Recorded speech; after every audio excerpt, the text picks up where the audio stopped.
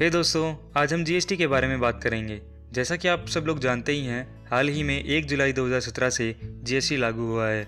GST यानी goods and services tax. Goods मतलब कोई भी चीज़ जिसे हम देख या छू सकते हैं, जैसे कि मोबाइल फ़ोन, क्लोथ्स एटसेट्रा। वहीं सर्विस मतलब जिसको हम देख या छू नहीं सकते, बस उसको हम महसूस कर सकते हैं, जैसे अगर आप किसी रेस्टोरेंट में खाना खाने जाते हैं। अब बात करते हैं टैक्स की। दोस्तों, टैक्स वो होता है जो हम गवर्नमेंट को पे करते हैं, जिसे गवर्नमेंट पब्लिक वेलफेयर के लिए यूज़ करती है। दोस्तों, 2 टाइप के टैक्सेस होते हैं, direct tax and indirect tax. Direct tax में हमारा आ जाता है इनकम टैक्स। सिंपली जो हमारी इनकम होती है, अगर वो ज़्यादा है टैक्सेबल रेट से, तो हमारा टैक्स लगता है इनकम पे। इनडायरेक्ट टैक्सेस में हमारा आता है सेल्स टैक्स। कोई भी गुड्स या प्रोडक्ट की सेलिंग होती है, उस पर जो टैक्स लगता है वो आ जाएगा सेल्स टैक्स के अंदर। फिर आता है एंटरटेनमेंट टैक्स। दोस्तों, जैसे अगर हम कोई मूवी देखने जाते हैं तो हमें उस पर एक टैक्स पे करना पड़ता है, जिसे हम कहते हैं एंटरटेनमेंट टैक्स। सर्विस टैक्स, जैसे मैंने आपको बताया कि अगर हम कोई सर्विस लेते हैं तो उस पर लगता है हमारा सर्विस टैक्स, जैसे कि रेस्टोरेंट सर्विस या फिर एयरलाइन सर्विस एटसेट्रा। फिर आता है हमारा कस्टम ड्यूटी। दोस्तों, अगर हम किसी दूसरी कंट्री से गुड्स इंपोर्ट या उसमें एक्सपोर्ट करते हैं तो हमें देना पड़ता है कस्टम ड्यूटी। फिर हमारा आता है एक्साइज ड्यूटी। अगर कोई product with in the country यानी इंडिया के अंदर ही मैन्युफैक्चर हो रहा है तो उस पर लगेगा हमारा एक्साइज ड्यूटी। तो दोस्तों, ऐसे बहुत सारे टैक्स होते थे जिन पे अलग अलग रेट्स होते थे, और एक प्रोडक्ट या सर्विस पे कई तरीके के टैक्स लग जाते थे। तो अब इनडायरेक्ट टैक्सेस की जगह आ गया है जीएसटी, जिसमें सारे टैक्सेस को मिला के एक कर दिया गया है, जिससे जो है कॉम्प्लिकेशंस कम हो गई है टैक्सेशन सिस्टम में। दोस्तों, जीएसटी फर्दर 3 पार्ट्स में डिवाइड किया गया है, एसजीएसटी, सीजीएसटी एंड आईजीएसटी। बात करते हैं जीएसटी कैसे डिफरेंट है प्रीवियस टैक्स सिस्टम से। मैं आपको एक एग्जांपल देके समझाता हूँ।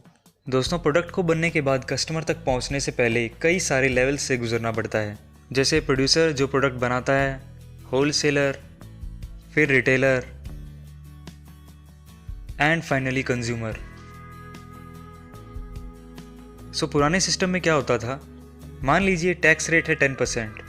जो प्रोड्यूसर है उसने 50 रुपये का कच्चा माल यानी रॉ मटेरियल खरीदा एंड 50 रुपये का उसने प्रोडक्शन एंड प्रॉफिट ऐड किया, तो टोटल हो जाएगा 100। अब 100 रुपये पे 10% टैक्स यानी 10 रुपये उसको टैक्स पे करना पड़ेगा, जो कि वो प्रोडक्ट की कॉस्ट में ऐड कर देगा। तो होलसेलर को पड़ेगी वो 110 रुपये में। अब होलसेलर उसमें अपना प्रॉफिट ऐड करेगा, मान लो 10 रुपये, तो 110 प्लस 10 हो जाएंगे 120 रुपये। फिर उसको भी गवर्नमेंट को 10% टैक्स देना पड़ेगा, जो हो जाएगा 120 का 10% इज इक्वल टू 12 रुपीज़। तो अब वो रिटेलर को पड़ेगी 132 रुपीज़ में। ऐसे ही रिटेलर भी अपना प्रॉफिट ऐड करेगा 10 रुपीज़, तो हो जाएगा टोटल 142 रुपीज़ एंड टैक्स बनेगा 142 का 10% 14.2 रुपीज़। तो फाइनली वो कंज्यूमर को मिलेगी 156.2 रुपये में। तो दोस्तों, आपने नोटिस किया होगा कि जो प्रोड्यूसर है वो एक बार टैक्स पे कर चुका है प्रोडक्ट पे, तो जो होलसेलर है वो भी उसी प्रोडक्ट पे दोबारा टैक्स पे कर रहा है, एंड जो रिटेलर है वो फिर उस पर दोबारा टैक्स पे कर रहा है। तो ये होता है टैक्स ऑन टैक्स, जिसे हम कास्केडिंग इफेक्ट भी कहते हैं। तो इसी की वजह से दोस्तों जो है प्रोडक्ट का प्राइस हायर हो जाता है और अल्टीमेटली जो बर्डन है वो कंज्यूमर पे आ जाता है। अब इसी एग्जाम्पल में बात करते हैं जीएसटी सिस्टम में। जो प्रोड्यूसर है उसने 50 रुपये का रॉ मटेरियल खरीदा एंड 50 रुपये उसका प्रोडक्शन एंड प्रॉफिट ऐड किया। तो अब जो उसको टैक्स देना होगा वो वैल्यू एडिशन पे देना होगा, यानी सिर्फ 50 रुपये पे, मतलब 50 रुपीज़ का 10% 5 रुपये टैक्स देना होगा। तो वो होलसेलर को मिलेगा 105 रुपये में।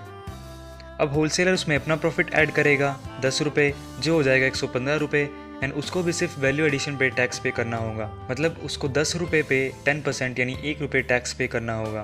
तो वो रिटेलर को पड़ेगी 116 रुपये में। अब सिमिलरली रिटेलर भी अपना प्रॉफिट ऐड करेगा, उसके बाद हो जाएगा 126 रुपये, एंड उसको भी सिर्फ वैल्यू एडिशन यानी प्रॉफिट पे ही टैक्स पे करना होगा, जो कि हो जाएगा 10 रुपये पे 10% यानी कि 1 रुपया। तो वो कंज्यूमर को पड़ेगी 127 रुपये में। तो देखिए दोस्तों, आप कंपेयर करके देख सकते हैं कि जो प्रीवियस सिस्टम था उसमें कस्टमर को जो प्रोडक्ट था वो पड़ता था 156 रुपये का, और जो करंट सिस्टम है जीएसटी सिस्टम है उसमें जो कस्टमर को जो प्रोडक्ट पड़ता है वो 127 रुपये का। तो इसमें लगभग 29-30 रुपये का फ़र्क आ गया है। दोस्तों, ये मैंने एग्जांपल लिया है सिर्फ आपको समझाने के लिए, आपको ताकि इजीली समझ आ सके। इसमें एक टर्म होती है इनपुट टैक्स क्रेडिट, जो मैंने इसमें नहीं समझाया है। इनपुट टैक्स क्रेडिट क्या होता है दोस्तों, कि ये जो टैक्स है ये प्रोड्यूसर, होलसेलर और रिटेलर को एक बार पे करना पड़ता है गवर्नमेंट को, फिर जो गवर्नमेंट है उनको वापस दे देती है, जिसे हम कहते हैं इनपुट टैक्स क्रेडिट। तो बात कर लेते हैं कैटेगरीज की। Categories of GST in India. First is 0% category, 5% category, 12 and 18% category and 28% category. दोस्तों 0% कैटेगरी मतलब इस तरह के आइटम्स जो हैं वो एग्जम्प्टेड हैं जीएसटी से, मतलब उन पर कोई टैक्स नहीं लगेगा, जैसे कि books, bread, egg, fresh vegetables and fresh fruits. दोस्तों 5% की कैटेगरी में हमारे वाइडली यूज्ड आइटम्स आ जाते हैं, जैसे कि shoes, T, coffee, train ticket and small restaurants. दोस्तों 12 एंड 18% कैटेगरी में हमारे आ जाते हैं नॉर्मली यूज्ड आइटम्स, जैसे 12% में आ जाता है मोबाइल फ़ोन, आयुर्वेदिक मेडिसिन्स, 18% में आ जाते हैं camera, mineral water, monitor, computer etcetera.